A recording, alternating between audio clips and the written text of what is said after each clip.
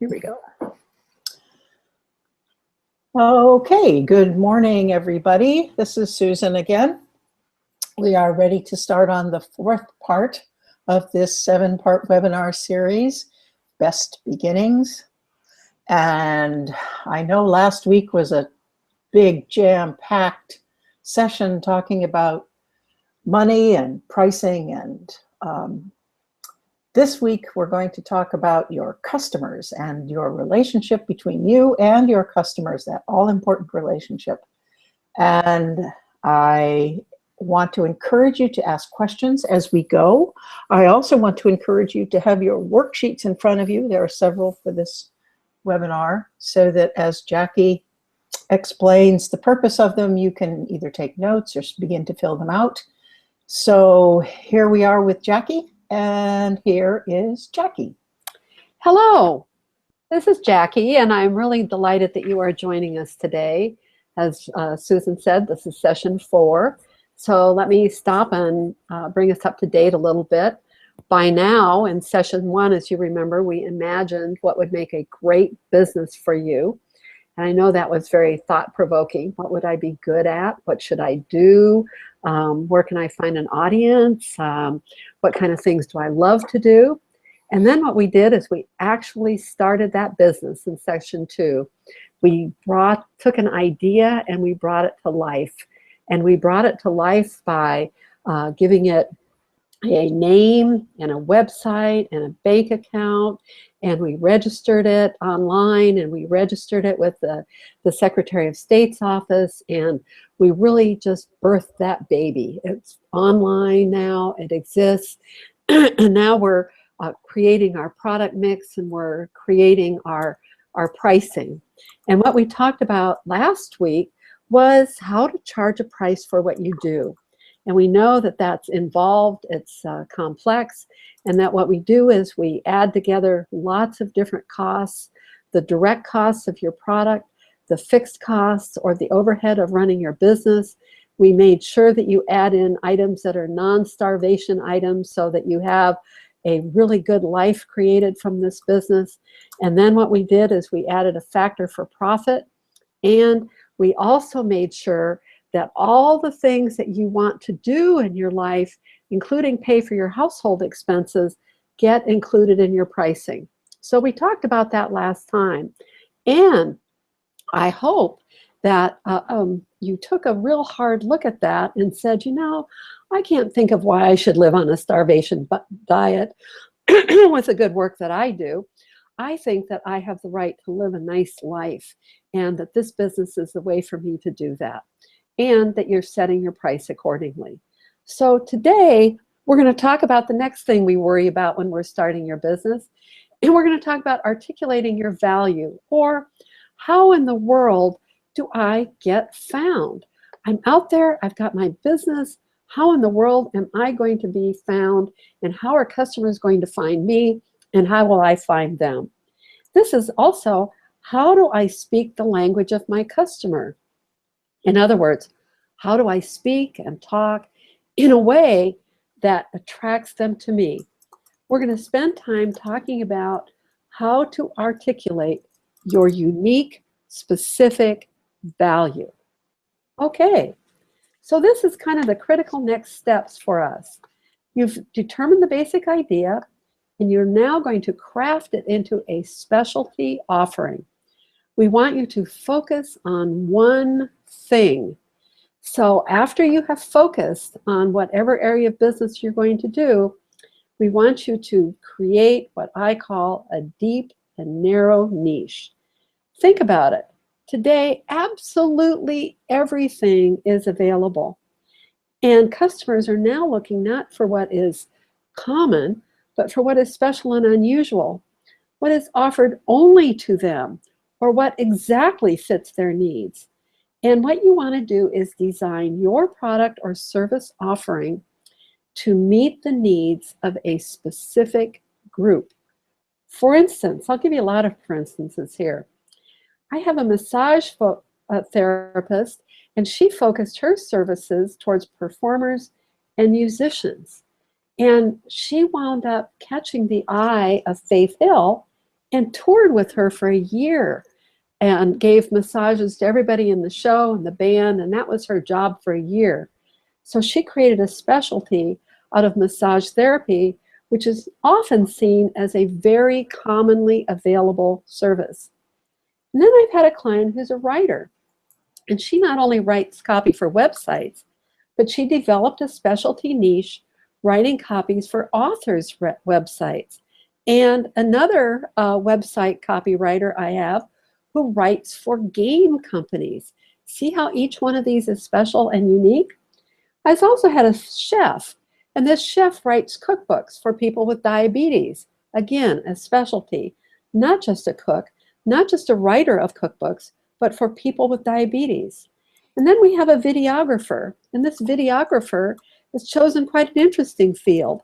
He's going to make documentaries that show the pervasiveness of torture in the world. And then I've had a client who's a mediator, and she is specializing in water rights negotiations. Sounds like she's going to be in a very lucrative business for a very long time. So is this giving you some thoughts? We have a client who's an acupuncturist who's developed an herbal pharmacy as a way of supporting her acupuncture practice. And then there's a photographer who has developed a unique process and a technique and an approach that focuses on a particular subject. There are so many photographers. Let's think about this for a minute. I've had photographers who have focused on buildings, travel, food, pets, children, nature, rivers, and flowers. You just can't survive just being a general photographer. But if you have a specialty, that's different. I have a photographer, and she's a client, and she specializes in photographing events. And I saw her at an event the other night, and she told me that last year she photographed 200 events. Wow. I think she's really doing well with her niche of focusing and photographing events. This focus is one thing. She has a specialty. I call this your deep and narrow niche. Now, we worry a lot in our marketing, and getting found just kind of seems to be overwhelming. We see so many products and so many entrepreneurs out there, and you say, I'm never ever going to find any customers. How am I going to make any money? Besides that, we're worried about marketing. You know, every day we're bombarded by advertising messages, some of which are very slick and high profile, and we hear them over and over and over again. And we begin to think that our marketing has to be like theirs. And in order to have any effect whatsoever, it's going to have to be repetitive, slick, often, and expensive. Not only that, we often have a deep-rooted, maybe even an unacknowledged disrespect for the entire sales process. Maybe we've ourselves have been talked into a bad product or a deal once too often. I know I've had a few. And now we shy away from the entire sales and marketing process completely. We say, I don't want to be like that. So it's very hard for many of us to toot our own horn. It may just go against the morality of everything we've been taught as children. This is especially true for women. So not only can we not afford to sell ourselves, we feel like we're tainted if we try. We think selling is a dirty business. However, today we have the internet, and something very exciting has happened because of the internet. The minute your website is up on the web, you are not only marketing and in the marketing game, but your services and products are available worldwide. www in front of your website means World Wide Web. Here's what is happening. Not only are you looking for customers, but more exciting than that, they are looking for you. Marketing has become very competitive, but marketing has also become very precise. Potential customers are looking for specific things. Not just a photographer, but a photographer who specializes in photographing natural food products in the farm-to-table environment and is available in the Northeast United States. We've learned how to use those expanded search queries on the search engines. We don't just look in and Google photographer anymore. As I say, we go into a much more expanded search. What that means is that you need to articulate your services and products as specifically as possible. And I call that articulating your unique value proposition. In order to be found and to be paid well, you must be worth looking for. You must be different from everyone else. You must be distinguishable. This is absolutely critical for success. You cannot be a commodity. If you are a commodity, you will not be able to command a good price for your work. If people cannot distinguish you from others, they will shop you on price. Jackie, I think this is a really, really critical point, and I wonder if you could talk a little bit more about what a commodity, what a commodity is exactly. Well, you know, a commodity is something where you can't differentiate piece A from piece B. I always think of pork bellies and wheat futures because you hear them bid, and you know, if you ever travel in the Midwest and you turn on the farm report, maybe that's the only thing you can get on the radio, and you'll hear the quotes, you know, for these things, right? Because we can't tell the difference between them. So what we're doing is we are looking for ways to specialize and be able to point out the difference between what I am producing and what someone else is producing. Even in what used to be commodities and types of food and farm produce, people are labeling it so they can distinguish one from another. You notice we've got labels on our apples and bananas now.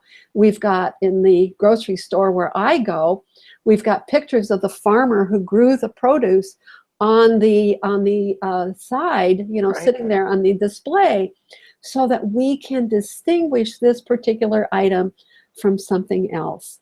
My favorite, I just have to share this, my favorite commodity are the socks that are sold by Walmart, which are made in a place in China called, if you can believe it, Sock City. Now, if that isn't a commodity. Yes, yes, that's wonderful. I just love that.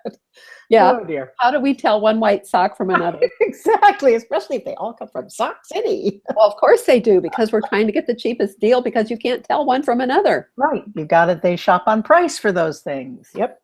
Exactly. When you establish a specialty, a deep focus, and expertise, mastery, then you can and will attract those who are looking for exactly what it is you offer. Your differentiation can be such things as a customer demographic, your tools or techniques, your geographic area, your approach, or your experience. But you must choose and articulate what makes you different so that others remember what you do and remember you and seek you out and are willing to pay more because they want exactly the expertise that you have. So I have a consultant client who specializes in cash and collection systems. And I have another who specializes in helping organizations identify and articulate their vision statements and align their organizations around them. I have another consulting client who is specialized in zero energy buildings. None of these people can say, I'm a consultant. My goodness, that's about as brown paper bag as you can get. We have a specialty as a consultant. So yes, we consult, but we consult in a certain area around certain things. I have a client who's a massage therapist who works with pregnant women. And I have a client who's a potter or ceramicist who creates mandalas and spirit animals. I have a voiceover artist as a client, and she specializes in reading murder mysteries, audiobooks on the, you know, for what you hear in the car when you get an audiobook from your library, or when you sit at home and you listen to a book while you're doing other chores. I have a graphic designer who helps new businesses create their identity. Can you see that each of these specialties is different from the mainstream? Each one will attract a very specific and different audience. If I'm a new business, I might be very interested in talking to the graphic designer who specializes in creating identities for new businesses. If I'm going to put my mystery book up on the audiobooks, I probably want to talk to that voiceover artist who knows how to read a good mystery and attract an audience. Each one of these is a little different and helps us choose and helps our clients choose us. Making a choice like this will also help you decide how to spend your precious time so that you continue to develop your expertise and your specialized skill set. Devote your time to building your knowledge, your expertise, and your specialization. The more special you are, the more you can charge. That's what this is all about. So let's talk about what exactly is a UVP, a unique value proposition. It is crucial to your success that you are able to articulate what differentiates you. You must be able to speak about what makes you the one that potential clients should hire. Let's look at it one word at a time. Unique. What is unique about you? Now we've got a real character up here on the screen. I don't think there are two of those. Probably not. And remember, each of us, even this character, is unique because of the way they see the world.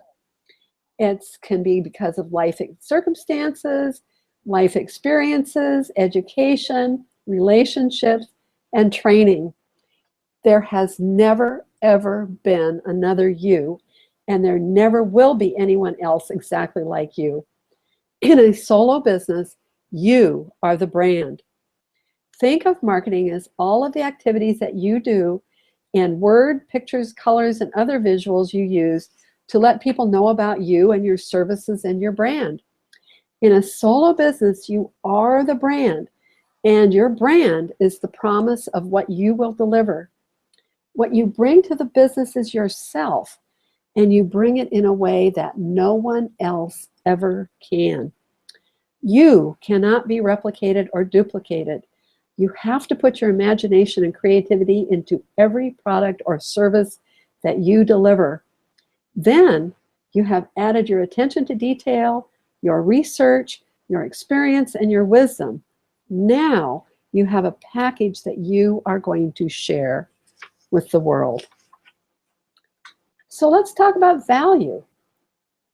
What is the value to your customer? What exactly do they want and need? What are the benefits, not the features, of your product or service? People will buy value if they understand it. They always want to know, what do I get? And it's been said that customers are interested in the concept known as WIFM. What's in it for me? Especially at the beginning, they really do not want to know about your background or that your business package is printed in 16 colors on high quality embossed paper stock, unless that is relevant to what they want from you. Another way to say this is that customers buy benefits, not features. Don't tell me so much about what it is, but what I get when I buy from you. I don't care that the computer you want me to buy has so much RAM, so many gigs of storage, and a monitor with out of this world resolution. What I care about is this: will it do the work I need it to do? Will it be reliable and not leave me stranded? Will it last a good long time so I don't have to replace it? The former attributes, the RAM, the gigs of storage, the monitor, are features. The latter attributes, that it's reliable, that it will do the job I need to have done, that it will last a good long time, these are benefits. And the latter is what I value. Yeah, and Jackie, I think I think this is a critical point. I have run into so many people who want to tell me how they made their product or how long they spent working on X, Y, or Z, but that's got very little to do with why someone is going to buy it. And it's so hard to put yourself on the other side of that, to go outside yourself and look from the vantage point of your potential customer. And that's exactly whose point of view you want to look from. Right. Mm-hmm. Because if you are going to sell to a person, you must know what they need and want. Mm-hmm. Another customer may value different things, but they are not your target. Mm-hmm. Here are things that add to the value: customer service, rapid response, listening to their needs. Have you worked with people that don't listen to what you want? Oh, man. If you listen to their needs, they will love you and respect you and buy from you and refer you. So you not just get this sale, but you get the next sale. Okay, here comes the part. We have the unique and the value and the proposition. This is the product or service offering that you are making.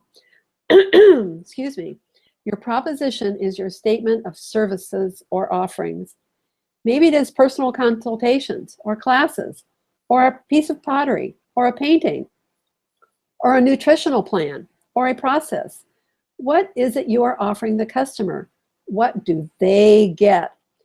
Let's listen to some on other people's taglines that they use, like melts in your mouth. Okay, we know that's M&M's. Or like a good neighbor, State Farm is there. We know that that means they're selling reliability. Or there's some things money can't buy. For everything else, there is master charge. Aren't they telling you with that they're available in all kinds of places? That's what you can infer, and you can understand that. I've worked very hard on my unique value proposition, and I say, I am Jackie B. Peterson, and I help solopreneurs create financial success for their enterprises. Hard work to get to that sentence. Mm-hmm. So work on saying and actually talking about your unique value in a way that is good, high quality, it's true, but it's also catchy and compelling. Okay, here's a worksheet for you to use that helps you think about what makes you unique and helps you develop your own statement. Let's take Barbara, who's coaching students, our avatar, to do well on the ACT SAT test. What makes her unique is that she's a teacher with over 40 years of high school experience, and she knows high school students and how to work with them. She is going to focus on the English writing portion of the test, and she knows that about the worries of those students. She's been working with them for 40 years, and she knows just what support they need to improve their test performance. She plans to help students learn test-taking techniques and how to overcome test-taking anxiety. She is firm but personable. She's not judgmental. Her approach is supportive. Okay, so this is what you want to do also on your unique value proposition. Here.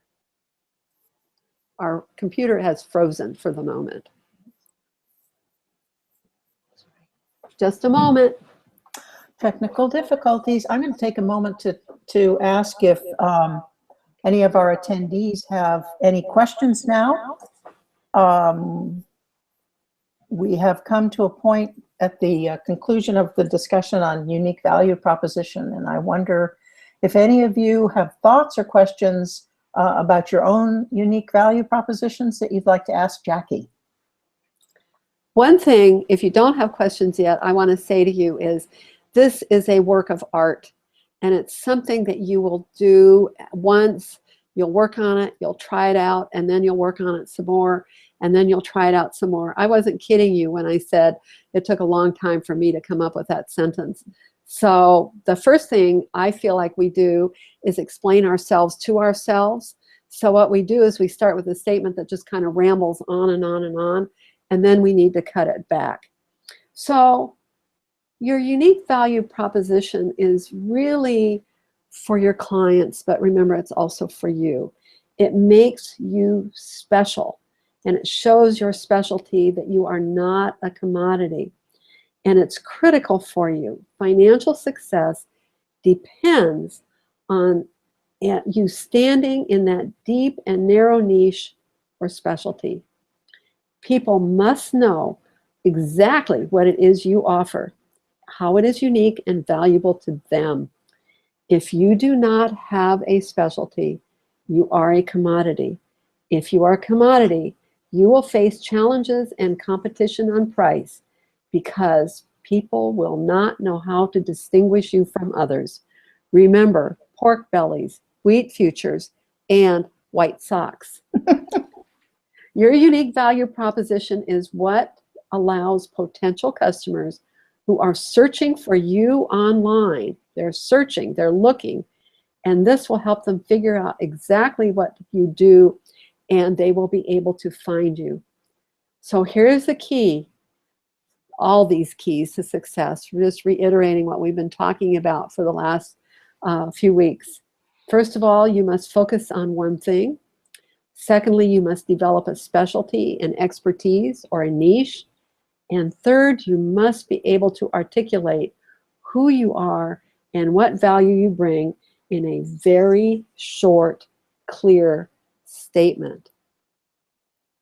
Now, when your UVP is also for you, what it does is it helps keep you on track.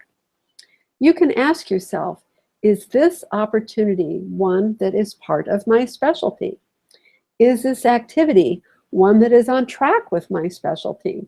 Is this activity one that is helping me develop my knowledge and expertise as an expert in my field?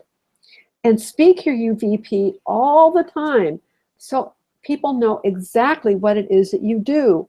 And when I say that, by the way, I also mean your friends and family.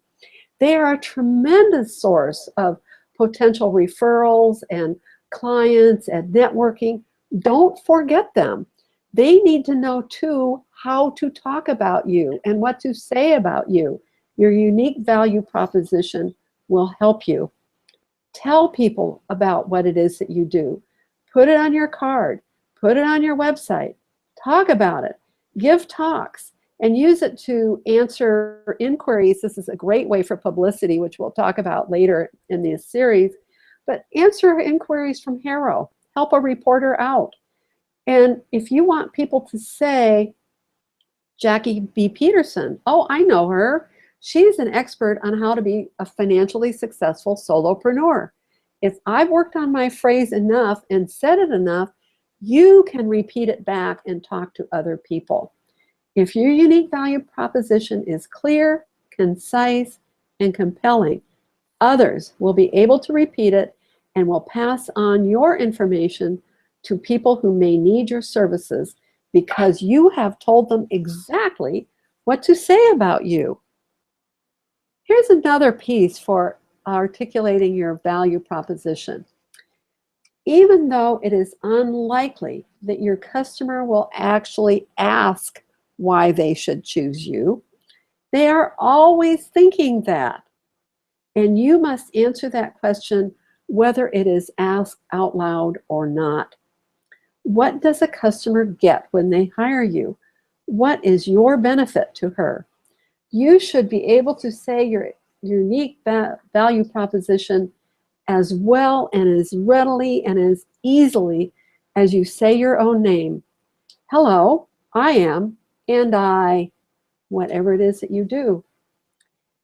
Remember this, a potential customer will give you the gift of exactly 4.2 seconds of attention span. Attention span is the most scarce resource in the universe. If you do not intrigue them, interest them, or gain their attention in that time, they move on. So your statement has to be short, punchy, clear, true, compelling, and attention-getting. I always think about a receiving line. As you finally reach the host, and have thought of something wonderful to say, they may already be turning to talk to the next person in line because nobody has been challenging, articulate, interesting to them. They're just going through the steps. But what you want them to do is have something wonderful happen. You want to say something that gains their attention so that they can remember you. What can you say about what you do that will bring their attention back to you? So always be ready to say, hello, I am Jackie B. Peterson, and I help solo businesses become more financially successful. What I have done is I've given people a lot of places on which to hook a conversation. They could talk about solo businesses, for instance. They could talk about small businesses. They can talk about businesses being financially successful. Or they can just say, gosh, I've heard your name before. All of those things that will help me move on and carry out a deeper conversation. So here's a worksheet that helps you precisely name what sets you apart from the competition. Be succinct. Use powerful words, not wimpy words. Notice we've got intense, right? Custom, anxiety. These are all in that worksheet. They describe what you help people with, and they are very, very strong about things that people are looking for. So be very specific about who you serve. One way to think about what makes you unique is to look at your competition. Now, when Barbara did this, she found out that most ACT, SAT coaching programs were offered to groups of students over a few intense sessions with very little chance for customized support. There was not a beginning assessment, so the coaching program could not be developed specifically for a particular student, and there was not support to overcome test anxiety or teaching of successful test-taking tactics. We know that there's ways to pass tests, and why wouldn't we teach that to our students? So what had started out to be an overwhelming exercise for Barbara, thinking, oh my goodness, there's no place for me in this market, she found suddenly that there were lots of opportunities for her approach and the way that she planned to design and offer her services. So I want you to use this worksheet and begin to think about those things for yourself. What makes you unique and special? So let's look at some unique value propositions as some examples, because I think this really helps to work on yours. Okay, so here's an example of an HR consultant. And the first thing the HR consultant says is, I work as a consultant for business owners who want to improve employee performance. Boring.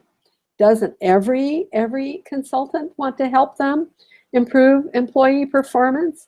It's kind of wimpy. It's very general. It's not powerful. Doesn't tell the potential client what he will get when he hires this person. There's very little reference to value or benefit. Here's the second one. I go into medium-sized companies and evaluate employee performance. I then recommend that management reward, retrain, or let go of certain employees. My clients call me the employee surgeon. Boy, that's a lot more powerful. The potential client knows what to expect from this consultant and can get excited that they may have found someone who can solve problems for them. It uses strong, specific language and power words. It gives the potential client some assurance that when they work with you, they will get wanted outcomes. Yeah, I hope you can hear the difference. Here's a second one. This is a client that's a pianist and a teacher. So before, she said, oh, I teach and play the piano. Oh, boring. But after, she said, I work as a concert pianist, and I've done this for many years, and I now teach others how to be concert artists. I focus on stage performance skills, as they are just as important as learning notes. I specialize in the very young student. Now that's interesting. Think of all the conversational hooks on that statement. Think about the difference. The first one is so weak that it will never help the musician find a client. In fact, I have to tell you, I was present when my client said the first statement to another student in one of my classes. The inquiring student, who had said, "Hello, what do you do?" was visibly disappointed in the answer she got. She found it boring and uninteresting. She turned away. Yet the musician and piano teacher is really a very fiery, determined, interesting person. Well, what happened? The pianist did not think about the impact she was having, or that the person asking might be of any value to her. So she simply blew off the opportunity to market herself and her business. I have to say, I got after her. I reminded her that everyone she meets has the potential not only to be a perfect client, but they may also know someone who could be the perfect client or refer you to absolutely the right person. When you are marketing, there is no time for being on automatic pilot, inattentive, or on drift. The result is something that could be a missed opportunity. That Jackie, second, yes. we have a question. Oh, cool. Evelyn asks, if you have a service that helps different people in different ways, do you suggest focusing on a specific type of customer? And she gives some examples: public speakers or musicians or people with chronic pain. Evelyn, there's two ways to look at that. One is to say, focus on a specific type of customer and dive deep into that particular type of customer's needs, and really figure out how you can work with them. The other way is to raise up and figure out, what do I do that is common to public speakers, musicians, and people with chronic pain. So maybe you offer something that helps people with their self-esteem and their confidence, and there's a way that it's important to public speakers, it's important to musicians, and it's maybe even important to people in chronic pain so they can express themselves. Do you see what I mean? I want you to have one thing, and if you offer it to a variety of audiences, it should be one thing that you offer to a variety of audiences. If you have multiple things that you offer, then you should offer it to one kind of audience and say, let's choose public speakers. I work with public speakers, and I have a program that helps them develop their talk, and along the way we improve their self-esteem, we improve their timing, we improve their being able to meet the needs of a particular audience. Do you see how that works? So that we aren't offering different things to different people all of the time. I hope that helps. If it doesn't help, ask a follow-up question or email me, and we will talk about how to hone in on exactly what it is you're doing and use the words that work for you, and then we'll report back to the group next week. We want to have a statement that is so powerful that the listener wants to help you find a client, and they're actually cruising what I call their mental Rolodex to see if they know anyone that they should talk to help this piano teacher because they were so intrigued with her. That's the kind of statement we want to have, where someone has created links in their own mind while listening to the business person talk, so that they can say, oh, I could introduce you to Jane, I could introduce you to Fred, I could take you with me to this group because all of them would be helpful to you. Here's another example. This is a massage therapist. And before, he said, I'm a massage therapist and a personal trainer.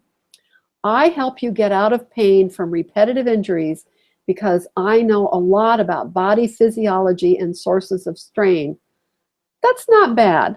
It's kind of long and convoluted and not necessarily easy to follow, but it might achieve its purpose and get a follow-up inquiry.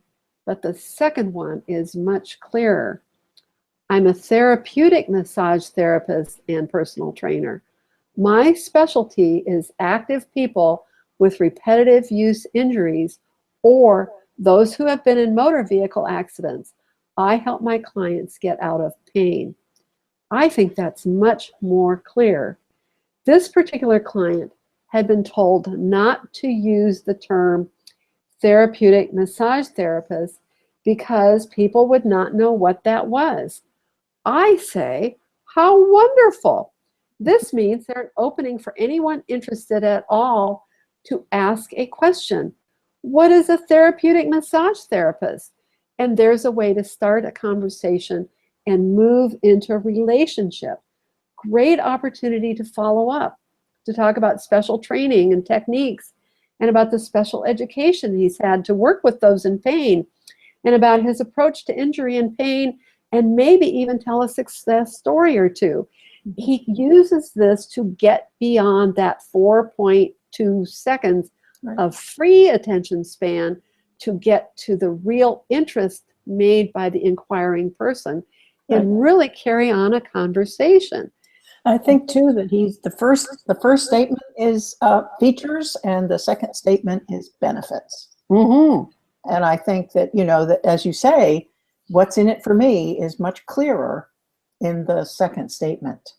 Yes, it is possible. Remember this, when you are ever particularly in a networking situation, or in just about any other kind of situation where you would use your unique value proposition, it's very possible that the person to whom you are speaking knows someone who needs exactly what you do. When you say your unique value proposition, always assume that the person who's listening knows someone who should hire you. We play games, that game 6 Degrees from Kevin Bacon. Mm-hmm. And there's a big grain of truth in that game, and that is we are all connected. The idea is that each and every adult carries soundbite information on about 2,000 other people. And when they are listening to you, actually listening to you, what they are doing is they are running through that 2,000 connections that they hold, looking for places where they have a possible connection with you.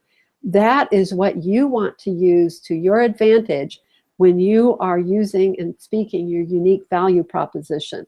You're looking for the places where you connect with someone else. Okay, talk with passion about your work. So don't just your message, but talk with passion. Passion is critical here. When you are hoping to get found, don't hide. Be out front. Don't be afraid to be out front. Craft your message. Be proud. Tell it to everyone, your family, your friends, your community. Use it on your website. Use it with your marketing materials. Use it on your business card. Make sure people get it. Enroll them in being interested in helping you start and grow. Talk about what you're doing. Practice, practice, practice using your UVP. Okay, here's some UVP development forms. I want you to use them. Start by reminding yourself about your passions and how you would describe it. Think about words and concepts that bring excitement to your marketing message. Action words, unusual words, words that paint a picture of who you are and what you do, like customize to fit your needs, help you be more financially successful, will get the results you want, will improve your performance, will cut your costs. All of these are benefits that people want when they hire someone. When you are selling art, talk about the beauty, the timeless quality, the techniques you used and the benefit they brought to the work. For instance, why you chose encaustic and what it adds to the picture. Or our lady who makes the shoulder bags out of Japanese obi material, why she chose to make those bags and what it brings to the bag to have that kind of material. Or why, as a photographer, you are using film and archival paper for printing of images and what the buyer gets from that technique. Otherwise, don't talk about it. But what is it that the buyer gets? Notice that Barbara, when she worked on this, said, I understand the teenage mind. Wow. She's got me there. She's got me there. Right. I take the fear out of testing. I know that each kid is unique, and I believe that a good college is a key to adult success. All of these are elements that Barbara wants to feed into her unique value proposition and into her statements and into her work. Okay, so let's rework and think again about your unique value proposition. She said before, I am Barbara Smith. I coach students on the English portion of the ACT SAT test. Boring. After, she said, I am Barbara Smith. I coach students on the English portion of the ACT SAT test, especially when they are in a high stakes application process to achieve the scores that will get them the results they want and need. Now, did your brain do what mine did when I heard that statement? I began to think about kids that I know where, say, their parents really want that child to go to their alma mater, or where you know a really smart kid who's not good at taking tests and they really want to get into college or they really want to get financial aid.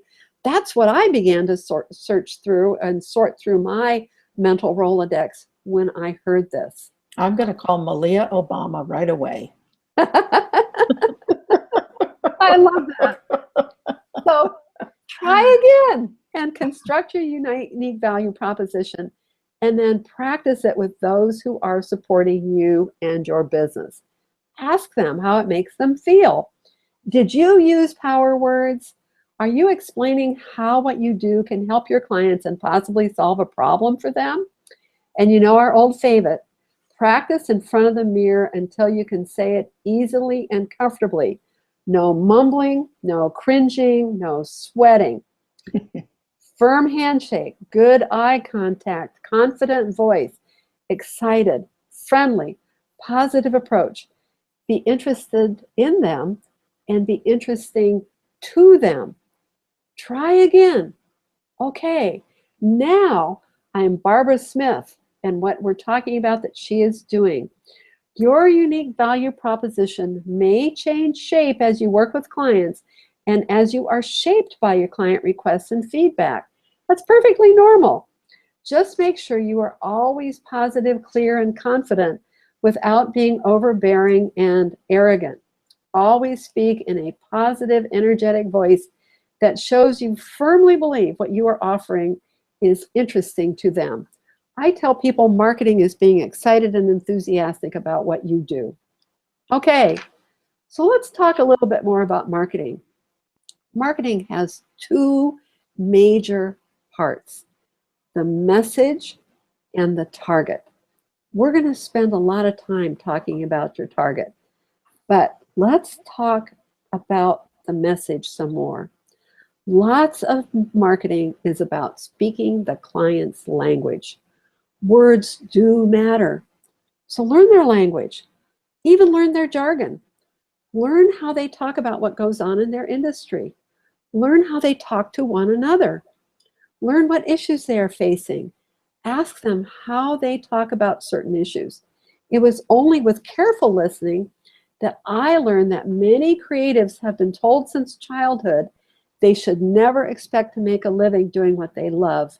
Oh, how horrible is that? Or encores. And I've learned that they've been reluctant to start a business, even though it's been their heart's desire, because they could not see a way to be in business without having to hire employees. You have to pay attention, ask good questions, and listen in order to learn how to talk with your target customers. It's important to learn what they worry about, what they yearn for, what their past experiences have been. In sales lingo, these are often called pain points. What you sell can reduce the pain. I say yes, but better yet, let's listen and learn from these transactions. Shape your services and your messages to meet their needs. Success is sure to follow. This is definitely an area to have your clients help shape your message. Get their input and feedback. Make adjustments based on what you heard. Maybe their feedback will help you slow down or speed up. Add more explanations or research. Put more experiential time into your offering. If your clients are getting exactly what they want and need, they will buy from you and they will refer you. Here's a picture of the marketing equation. I love this picture. We have the message and the target. All marketing tactics are about getting your message to your target.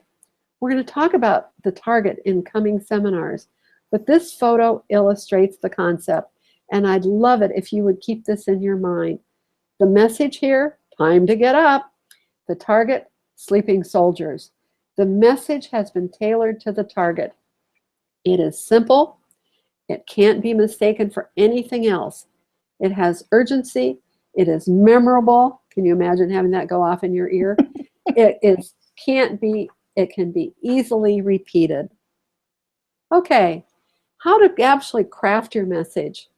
We're going to talk about and identifying and finding your target market in future webinars. But for today, let's continue to work on your message. Here are some ideas. Work with somebody that knows and admires your work. Have them ask you about your work and listen to your answers. They are looking for the gems or the great ideas that you will say, but you'll probably not hear because you're in the zone thinking great thoughts about what you do. I can just think about times when I've been asked about my business and I've talked about it and somebody has said, oh, that's absolutely wonderful. And I've said, what did I say? Because I've been in that zone of thinking great thoughts. An attentive friend or colleague can help pick out the good words and phrases that you use. This is not a time to be wimpy. Speak about beauty or power or big accomplishments or big results from working with you. If you cannot think of any, try this. Google power words for help. Believe it or not, a whole bunch of words are going to come up that will help prime the pump in your thinking. Okay, once you have your unique value proposition, you need to practice and test it. Here's some ideas. Say it in front of a mirror. Watch your face and your body language as you say it. You must look like you mean it and act like you believe it. If you don't feel and show that it is true and you believe it, your unique value proposition will fall flat. Of course, the other purpose of practicing in front of the mirror is so that you can have it down cold. I've told you my own experiences with talking in front of the mirror. I have found it most difficult. Remember, you're speaking to your worst critic. Persist. Get on with it. If you can only stand it for 5 minutes, come back tomorrow and do it again until you can look that person in the eye and deliver your message without cringing, without sweating, without mumbling, and feel very proud of what it is that you do. Once you've got it practiced, assemble groups of colleagues or go to networking meetings where you must introduce yourself and say it to them. Get feedback. If it resonates, you get an electric charge from the group when you say it. You know what that feels like. Let those reactions help you shape and polish your statement. Do not say it only when you are in front of a prospective client, because you may have to craft many unique value propositions, and now you're going to find the one. The hidden purpose of a successful unique value proposition is that it opens the door to a continued conversation. If you have intrigued your colleagues, they will want to continue the interaction with you. But you have an opportunity to expand on what you've said. But even not, You have to leave a lasting impression they can take away or to the next interaction.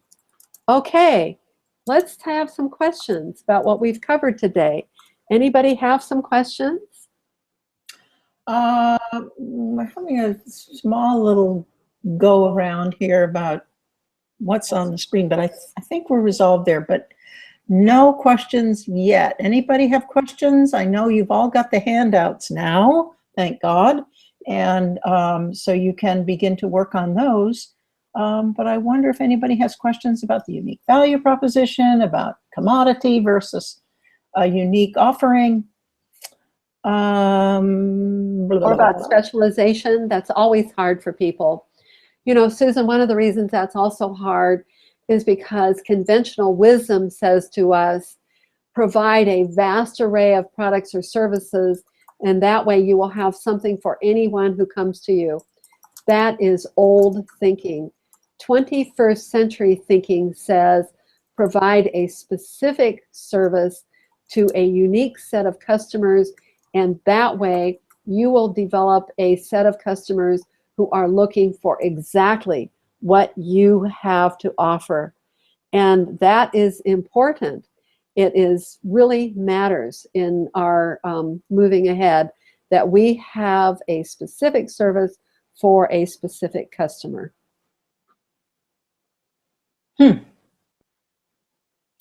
Nope, I don't. Nobody has any questions at this end. I had a thought thinking about Sock City and the socks and the difference between Walmart white socks and an offering from someone who is selling a unique value proposition. For example, a handmade socks for premature babies in their little incubators. And I mean, I'm just thinking that you know, the difference between that and a Walmart sock is certainly extreme. Wow, that is very true. And if I knitted, I would start that business today. Yes, yes. Or, you know, rather than plain white socks, maybe somebody is making socks and they're elasticized for foot comfort, or they have a heavier sole for running, or they're made out of a material that wicks away the moisture if you're in sports. You know, that's what makes socks saleable. In fact, socks can get very expensive, but those plain old white socks that nobody can tell the difference between one and another, that's the one you're talking about being a commodity, that are made in Sock City. Okay, so if we don't have any more questions, I'm going to say next time we're going to talk about moving ahead and finding ways for you to get found, and your customers will understand exactly why they need you and what problems you can solve, or the needs that you are solving for them. In the meantime, I want you to develop your unique value proposition until it's as easy to say as your name. Remember, you'll have exactly 4.2 seconds to reach your target, and we're going to continue our work on marketing next week. Marketing is such a huge issue for all of us, and we're going to focus on exactly how your potential customers can find you. Thank you, thank you. Keep up the good work. I'm very pleased to be working with you. I'll talk to you next week. Goodbye.